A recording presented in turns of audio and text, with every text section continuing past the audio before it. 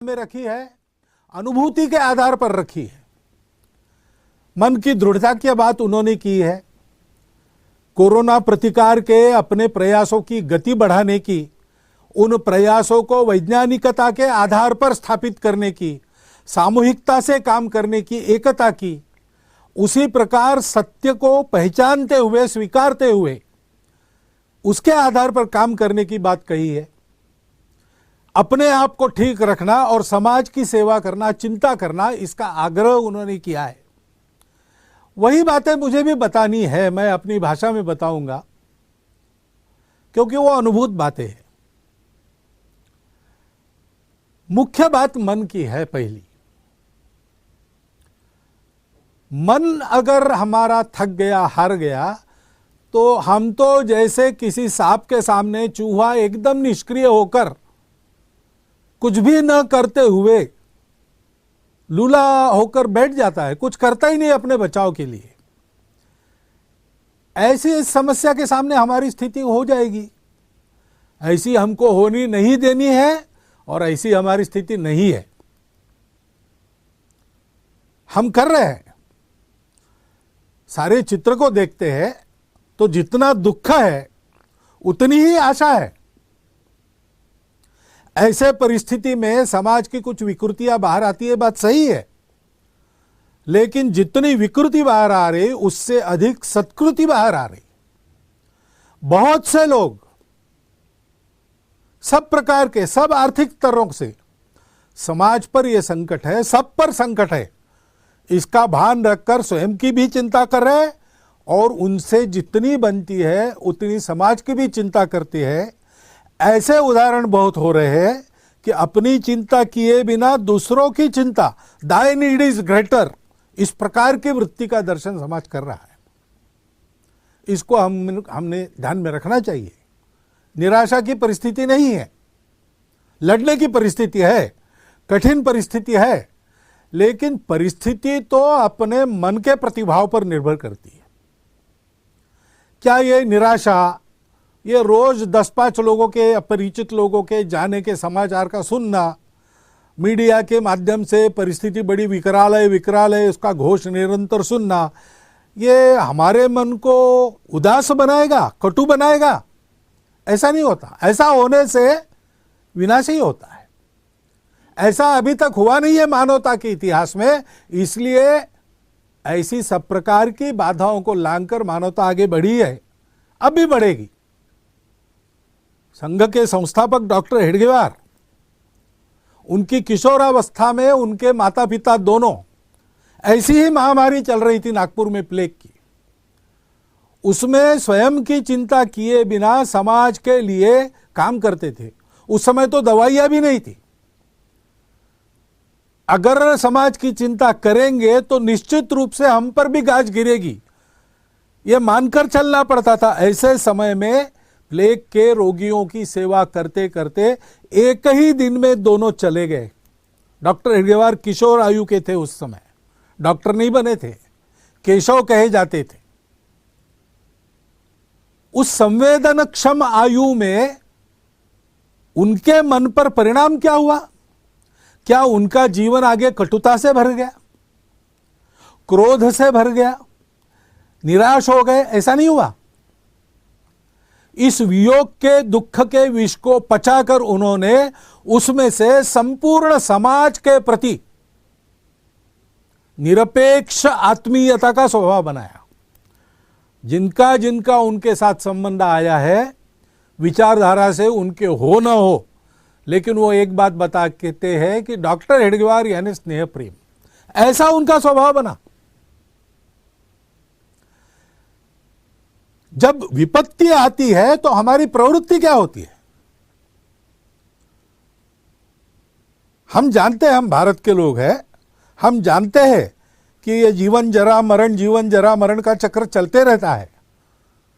मनुष्य एक न एक दिन जैसे पुराने कपड़े, मैले कपड़े छोड़कर नए कपड़े बदलता है, वैसे पुराना शरीर निरुपयोगी हो गया, उसको छोड़ देता है, दूसरे जन्म में आगे बढ़ने के लिए नया शरीर धारण करके आता है। ये जानने वाले हम लोग हैं।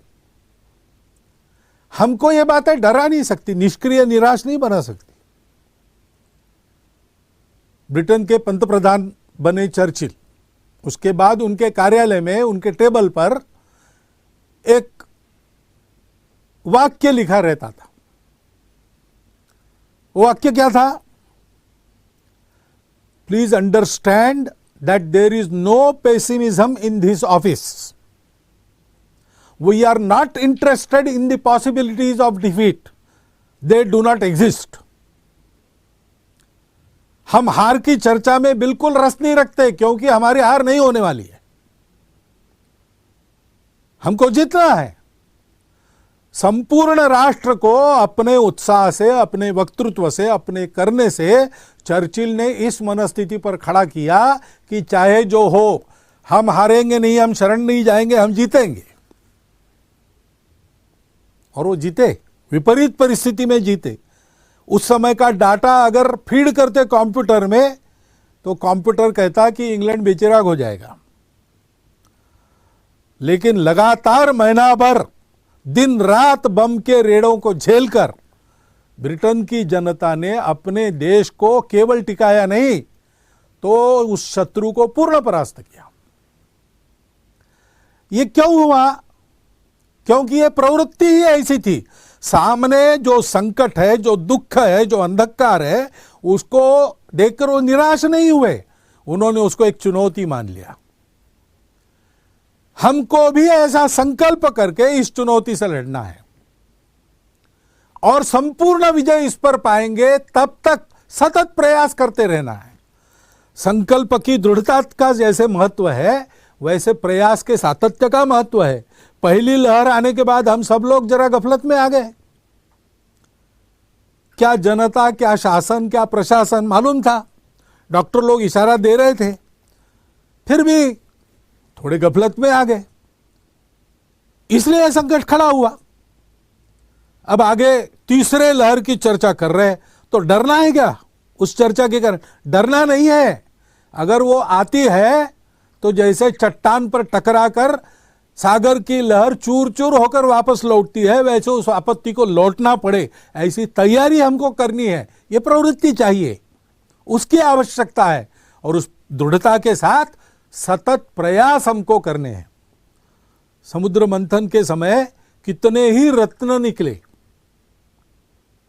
लेकिन उन रत्नों के आकर्षण से प्रयास बंद नहीं हुए, मंथन चलता रहा। हलाहल विष जैसी भीति भय उत्पन्न हुआ, लेकिन उसके कारण भी प्रयास से विरत नहीं हुए। अमृत प्राप्ति होने तक प्रयास चलते रहे। और इसलिए सुभाषित में कहा है, रत्नैर महाहैर स्तुतुषुर्न देवा, उससे तोषित नहीं हुए, तुष्ट नहीं हुए। न भेजिरे भीम विषयम भीतिम, हलाल जैसा कराल विष, उसके कारण भी डरे नहीं। सुधाम विना न प्रयोयुर्विरामः, अमृत मिलते तक उनके प्रयास चलते रहे। न निश्चितार्थात विरमंती धीरा, धीर लोग जो रहते हैं, धैर्यवान लोग रहते हैं, वो प्रयास सतत जारी रखते जब तक उपलब्धि होती नहीं पूरी की पूरी। हमको वैसे करना है, और स्वाभाविक आपत्ति सारी मानवता पर है।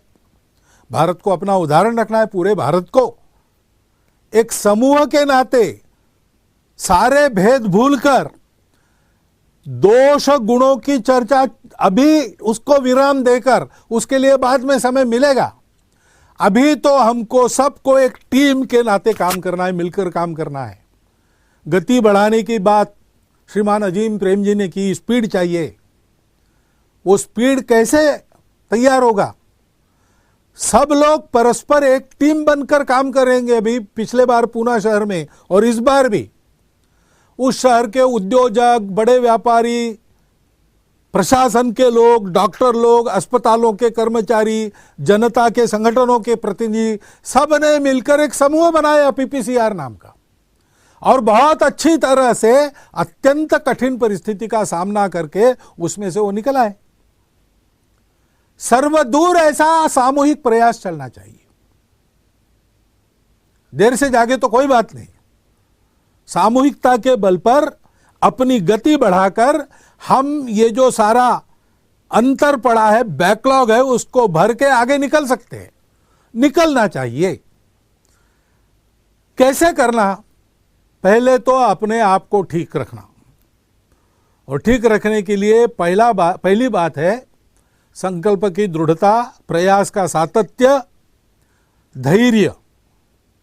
प्रयत्न करने से एकदम परिणाम नहीं होता, थोड़ा देर लगता है परिणाम आने को, तब तक धैर्य रखना पड़ता है, लगे रहना पड़ता है। दूसरी बात है सजगता।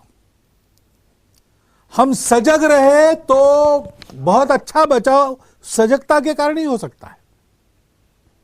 और सक्रियता, सजगता के पहलू है स्वयं